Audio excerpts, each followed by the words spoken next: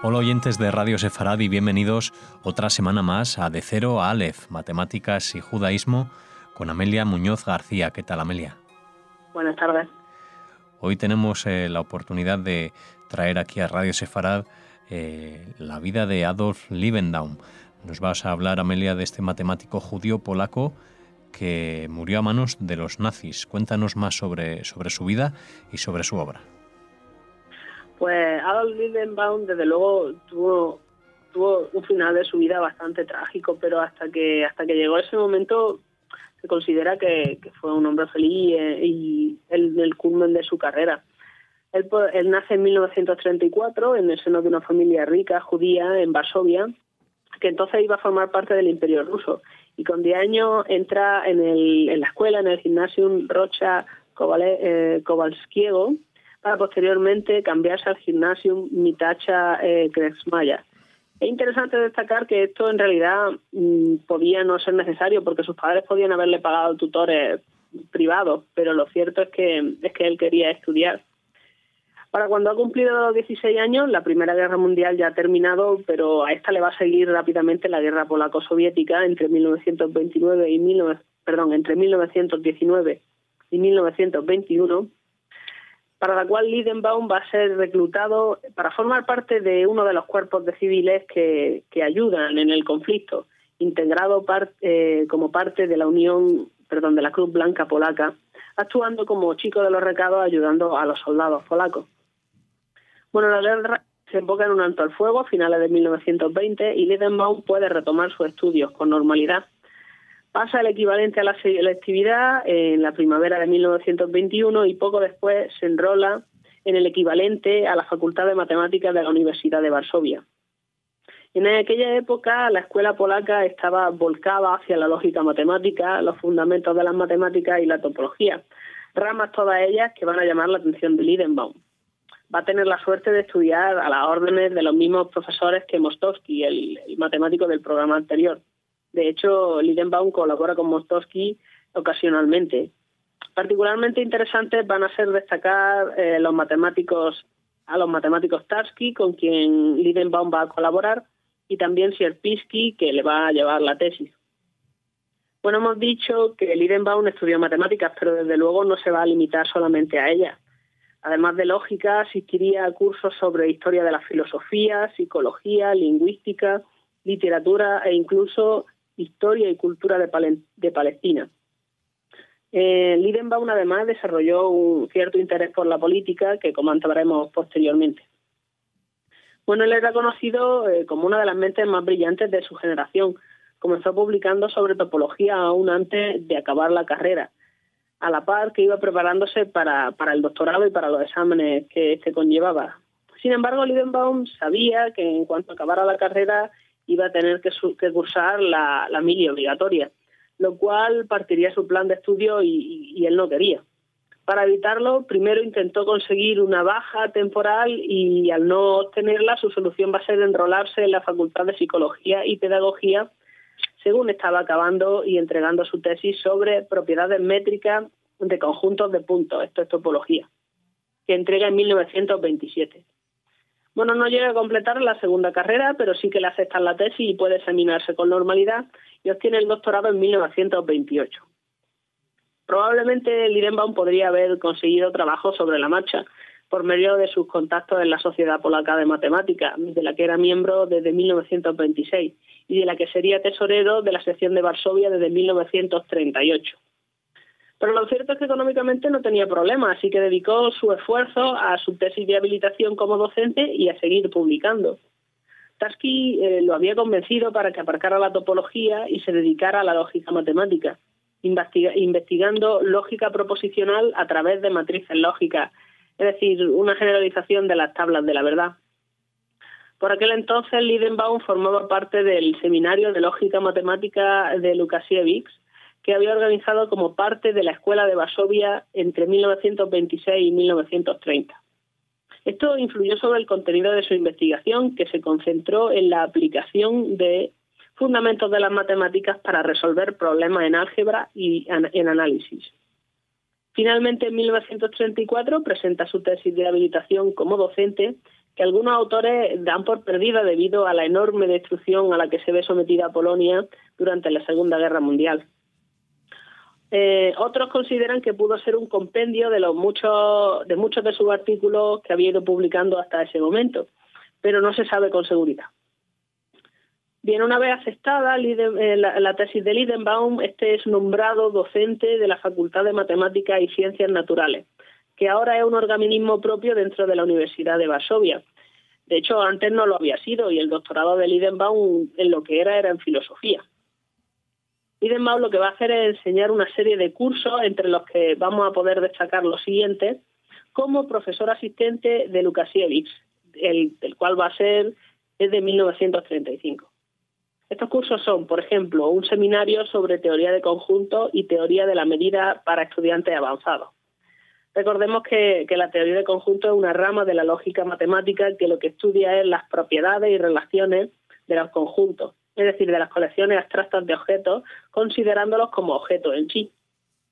Y la teoría de la medida es la rama del análisis real que estudia las medidas, es decir, funciones medibles e integrables.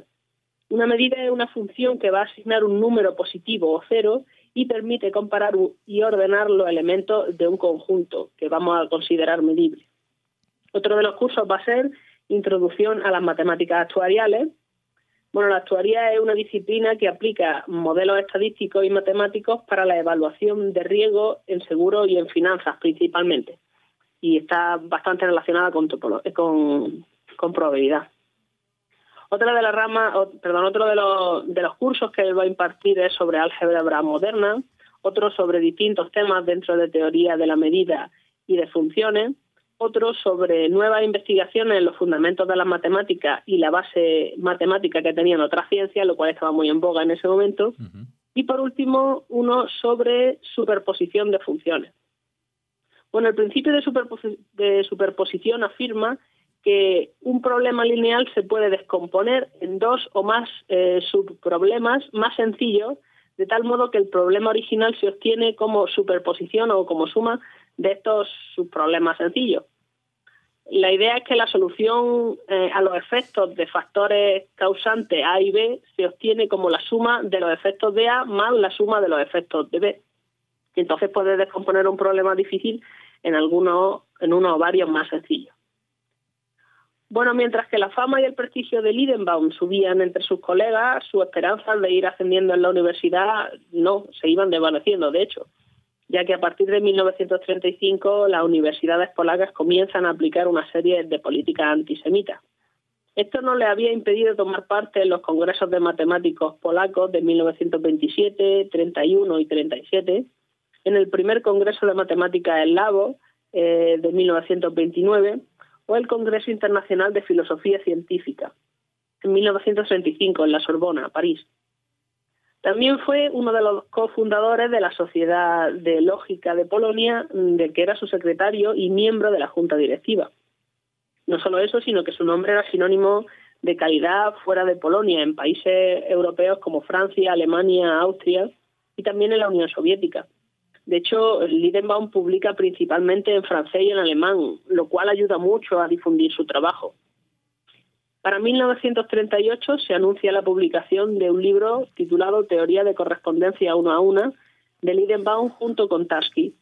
Pero sin embargo este no llega a ser publicado, esto no llega a suceder, ya que en 1939 los nazis van a invadir Polonia, desencadenando el caos más absoluto y el pánico justificado en Lidenbaum. No solamente por ser judío, sino porque él era miembro del Partido Comunista desde antes de 1935. Y se sabía que los nazis tenían listas de simpatizantes de izquierda, en particular de aquellos que firmaron la carta pidiendo la liberación de Karl von Ossietzky, encarcelado por los nazis, para que pudiera ir a recoger el Nobel de la Paz que le habían concedido, y la carta en protesta por la masacre en abril de 1936 en Leópolis de 19 personas por parte de la policía polaca, mientras estas asistían al funeral de otra que había muerto durante una manifestación contra el desempleo. Bueno, Lidenbaum se preocupa, y con motivos, claro, y el 6 de septiembre decide abandonar Varsovia con su mujer, Janina Josiasson, que vive entre 1899 y 1942, y fue una lógica matemática, también judía y polaca, con la que él se había casado a finales de 1935. Se sabe que Janina publicó en torno a 20 artículos y 3 traducciones de libros de Bertrand Russell. Bien, deciden trasladarse a Vilna, donde lamentablemente se van a separar, quedándose ella allí y viajando Lidenbaum hasta Bialystok, que está a unos 60 kilómetros de la frontera con Bielorrusia, al noreste del país. Hay que tener en cuenta que Lidenbaum seguía en Polonia en gran parte por elección propia. En el momento en el que él hubiera querido intentar conseguir un puesto en el extranjero, yo estoy segura de que lo hubiera conseguido sin mayores contratiempos. Sin embargo, Lidenbaum creía en una Polonia socialista y creía en tomar parte en la forja de este país sin el yugo de ninguna nación que lo gobernara. Es por eso que se traslada a Bialystok, donde cree que podrá ayudar a reconstruir Polonia. Y esta ciudad la van a tomar los rusos el 17 de septiembre y van a fundar un instituto pedagógico donde Lidenbaum va a ser contratado como profesor de matemáticas. Allí va a estar trabajando cierto tiempo, aunque se sabe que le ofrecieron un puesto en Moscú que él va a rechazar. Bien, a finales de junio de 1941 los nazis declaran la guerra a la Unión Soviética y las consecuencias para el matrimonio Lidenbaum fueron fatales. En septiembre de este mismo año, Janina es arrestada por la Gestapo, es encerrada en el gueto de Vilna y unos meses después es transportada a Ponary y asesinada.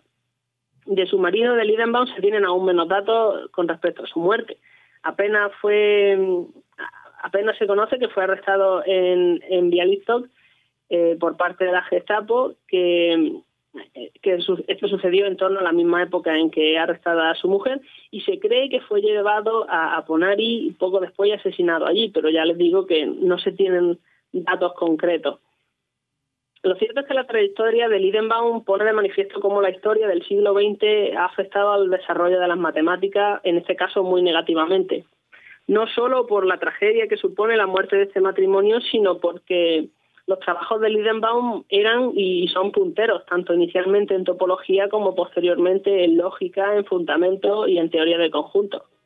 Por ejemplo, podemos destacar su búsqueda y el estudio de axiomas equivalentes al axioma de elección y la demostración de que el axioma de elección era independiente de los otros axiomas de Zermelo-Fraenkel.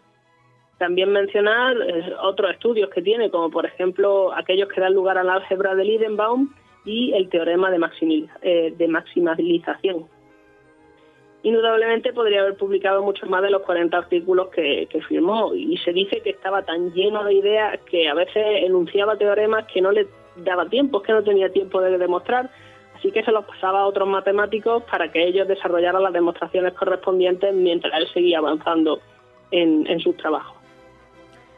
Pues hasta aquí la vida de este matemático judío polaco, Adolf Lidenbaum, que, bueno, a pesar de su trágica muerte, como nos contaba Amelia, tanto la suya como la de su mujer, trajo importantes avances dentro de las matemáticas y se le quedó corta esa vida para poder haber traído muchos más. Como nos decías, se le quedaba corto el tiempo para poder llevarlos a cabo. Muchas gracias, Amelia, por estar aquí con nosotros en Radio Sefarad y hasta la próxima. Buenas tardes.